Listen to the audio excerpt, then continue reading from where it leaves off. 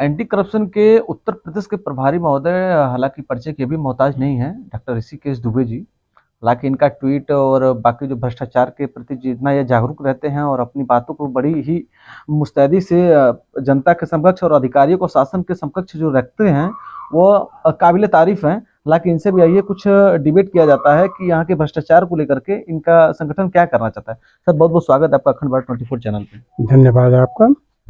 Sir, आपका anti corruption जो core of India है पूरे ऑल इंडिया में फैला हुआ है, तो सर ये कहीं ना कहीं भ्रष्टाचार जो कि बहुत ही तेजी से देखने के लिए मिल रहा है, तो सर इस पे लगाम लगाने के लिए सर आपका जो संगठन है क्या कर रहा है सर? देखिए, संगठन तो लगातार प्रयासरत है, जी लेकिन यहाँ जो उत्तर प्रदेश की स्थिति है, जी शासन और प्रशासन दोनों ही सिर्फ मौखिक बात करते हैं। भ्रष्टाचार को खत्म करने के प्रति कोई भी संवेदनशील नहीं है। जी और संवेदनशील न होना इनका भ्रष्टाचार को खत्म करने की जगह और बढ़ावा ही दे रहा है, जो देखने में मिल रहा है। जी। सर, मान लीजिए अगर प्रशासन अगर कोई काम मुस्तैदी से न कर पाए, तो इसको मुस्तैदी से कैसे करे, उसको लगाम कैसे लगाया जा सकता है, इसके विषय में बताइए सर आप। देखिए, प्रशासन पर लगाम लगाने का काम तो शासन का है। तो शासन क्यों चुप रहती है, कहीं कहीं देख करके चुप रह रही है? हमको लगता है कि कहीं न कहीं शासन जी इन अधिकारियों से, इन प्रशासनिक अधिकारियों से या तो प्रभावित है या डरी हुई है। प्रभाव नहीं, अब शासन अगर अधिकारियों से अगर डरे तो ये भी तो कहीं ना कहीं निंदनीय है ही। बहुत ही घोर निंदनीय है। यह प्रदेश के विकास का सबसे बड़ा रोड़ा है। अगर शासन प्रशासन से डरा हुआ रहेगा तो इस प्रदेश का विकास तो संभव नहीं है। जी और भ्रष्टाचार बढ़ने का मुख्य कारण भी है शासन। शासन आदेश तो करता है कि भ्रष्टाचार मुक्त, जीरो टॉलरेंस भ्रष्टाचार की बात करता है, लेकिन आप निचले स्तर से देखते जाओ तो कहीं न कहीं प्रशासन के प्रभाव में ही भ्रष्टाचार संरक्षित है। जी जी जी। और जब तक सरकार इन प्रशासनिक अधिकारियों पर एक सकारात्मक समीक्षा, जिस तरह से एयरपोर्ट को घाटे का देख लिया लोगों ने, तो एक प्राइवेट निजी एजेंसी को दे दिया, रेलवे को दे दिया, एयरपोर्ट को दे दिया, वो क्या नाम है, बिजली विभाग को दे दिया। तो प्रशासनिक इनके पास जो भ्रष्टाचार उन्मूलन के लिए एजेंसियां हैं, वो सिर्फ ये समझती हैं कि घूस लेना और देना ही भ्रष्टाचार है। अच्छा। जबकि आर्थिक अनियमितता जहां भी है वहां भ्रष्टाचार है। और सारे विभाग, आप देखो, एक लोक निर्माण विभाग में सड़क का निर्माण होता है, उसका एग्रीमेंट पढ़ो आप तो कुछ है और मानक कहीं और कुछ दिखता है। तो यह घोर भ्रष्टाचार है, विकास संभव नहीं है। पंचायतें भ्रष्टाचार को समर्पित हैं। कहीं भी किसी पंचायत में ग्राम सभा का कोई सदन है ही नहीं। सक्षम अधिकारियों के संरक्षण में ग्राम प्रधान की मर्जी से सारे धन का दुरुपयोग होता है काम के नाम पर। तो इस तरह तमाम राजस्व की स्थिति वही है। एक लेखपाल अगर मौके पे जाएगा तो उसको चाहिए कुछ,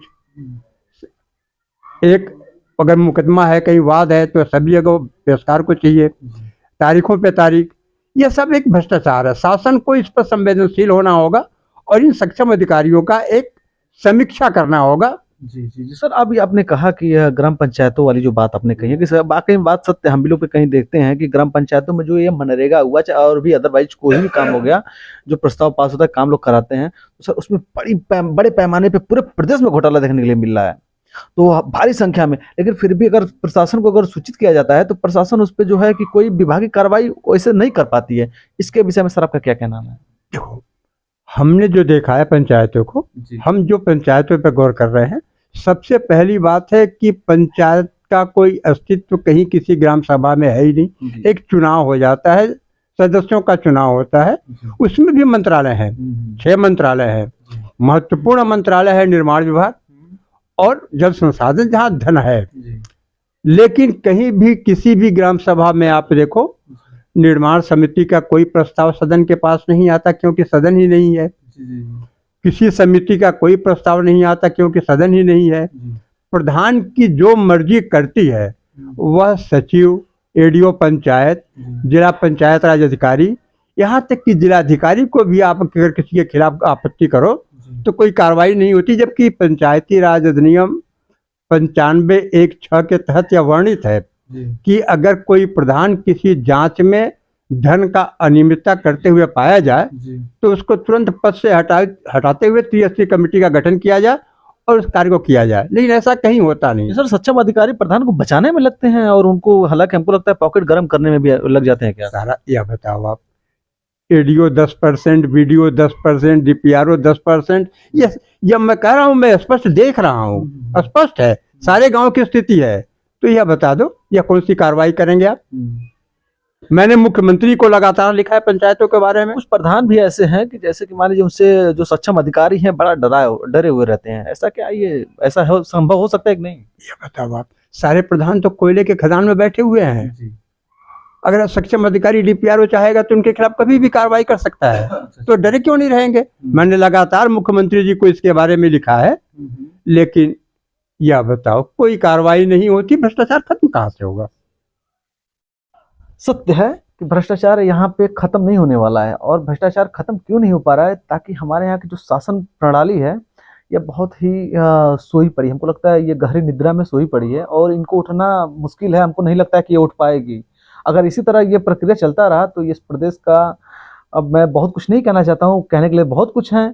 और हमारे साथ जो आज एंटी करप्शन के उत्तर प्रदेश के प्रभारी महोदय डॉक्टर ऋषिकेश दुबे जी बैठे हुए हैं और इन्होंने जो ये बातें कही है, बहुत ही प्रमुखता से अपनी बातें कही हैं कि इस प्रदेश में और इस देश में चल क्या रहा है, ये भ्रष्टाचार की जो प्रणाली चल रही है। बाकी मैं और कुछ नहीं कहना चाहता हूँ। मैं अपने अगले एपिसोड में फिर मिलूंगा। अखंड भारत 24 का विपिन कुमार पांडे। जय हिंद।